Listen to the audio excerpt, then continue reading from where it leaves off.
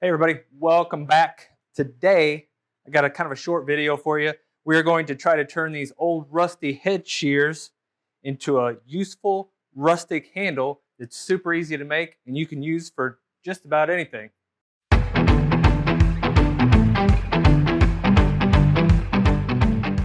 So the first thing we got to do, of course, is cut the shear part off because we only want the handle. And just real quick, I know most of you know this, but there's dozens of ways to cut this off here probably. I don't know, there might be hundreds of ways to cut this metal that I'm getting ready to cut. Now, you could use a jigsaw, you could use a plasma cutter, you could use a hacksaw, you could use a file maybe if you're really bored.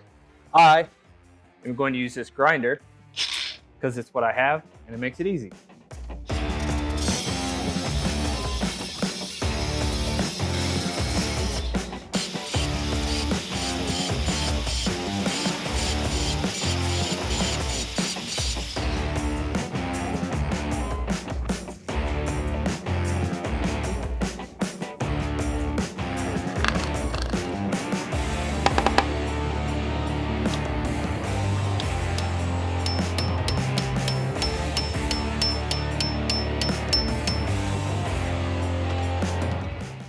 Okay, so now that we got the handles off, we got a couple of options on how we want to. Oh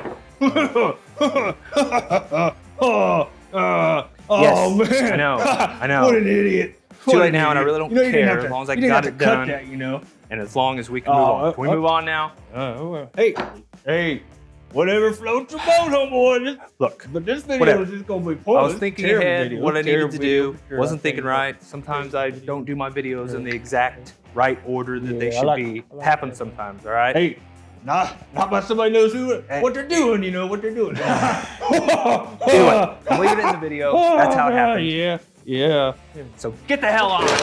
Jesus. All right. Finally. Moving on.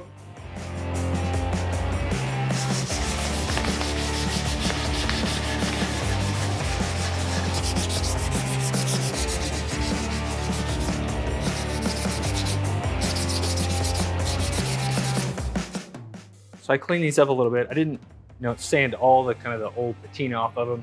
I wanted to clean them up just a bit so I could make them really uniform looking. And then I kind of scotch-brighted the metal parts to clean those up just a little bit in case I want to put some sort of finish on it. It's either we're going to make the handle to go this way or the handle to go this way. And I think I've decided, because these holes are already in the metal here, I've decided to go this way. I'm going to trim a little bit of this off here so those meet up better. Kind of flush those up a little bit, kind of see where we are after that. No turning back.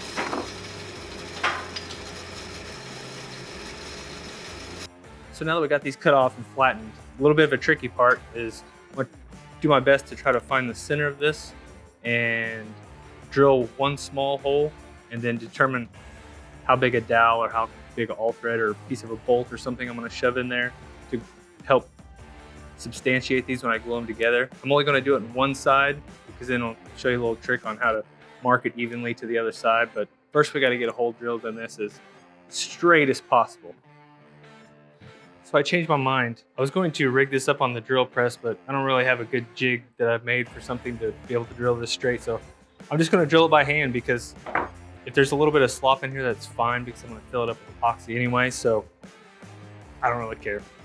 It's going to hold just fine.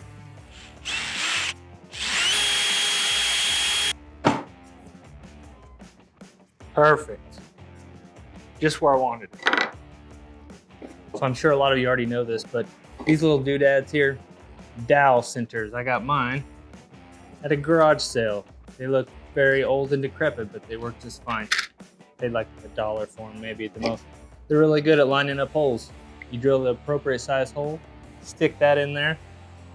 Then, when we match these up the way that we want to, we line them up, give it a push. Then we have a little slight mark right there where we need to drill a hole. And hopefully, we're gonna get it in almost the same spot.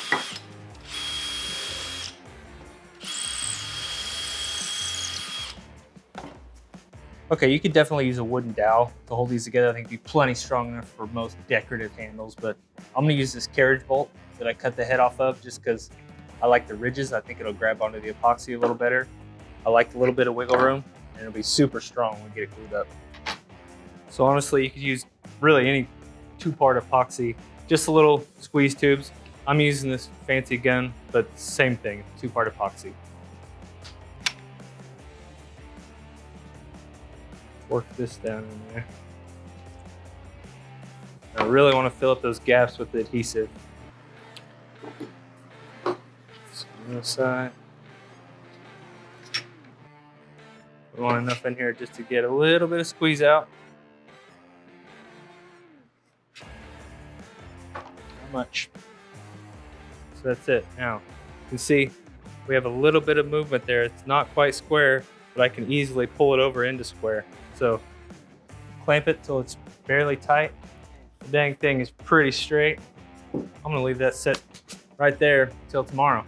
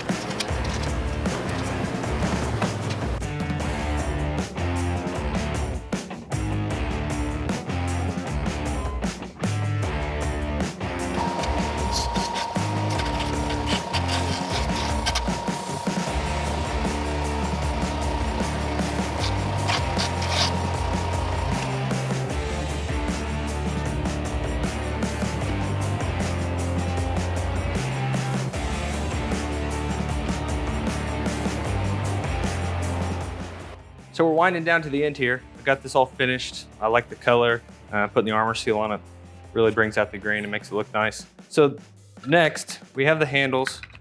All I gotta do is drill out that epoxy that I put in there. And again, not necessary. I just put it in there because I had it and I wanted it to be a little sturdier. We gotta drill that out, and then we gotta make the standoffs so that you can attach it onto a door or whatever you're gonna use it for as a handle. I'm gonna use these little pieces of copper pipe. You could just as easily use a small piece of PVC pipe, do the same thing, or even a wooden dowel. I mean, there's lots of ways you could do it.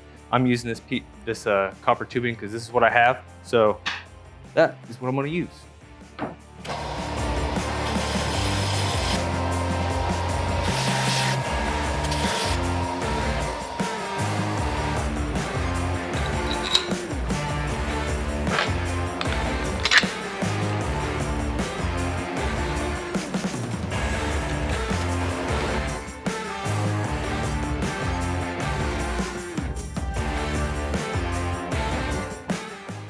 And we're done. So I love how these handles turn out. I've made a bunch of them. I'll put some pictures up on the screen to show you some of the handles that I made for the lids of some rustic ice chest cooler things that I make a lot of. But these are super easy to make. You can go in as much detail as you want, of course. You can make it super simple with just a few tools. You get these head shears, garage sales, people throw them away, give them away, flea markets, find them all over the place for just a few bucks. I was thinking about putting maybe some epoxy where they come together to kind of, instead of hide that joint, we can kind of really showcase it. And you of course don't have to do all the special touches to the ends of the bolts, but I like kind of filing them down, making them look like old rivets instead of just bolts. So that's it, guys. It makes a super good handle on my fake barn door here. They look fantastic. I really like them a lot. So thanks a lot for watching, guys. We'll catch you in the next video.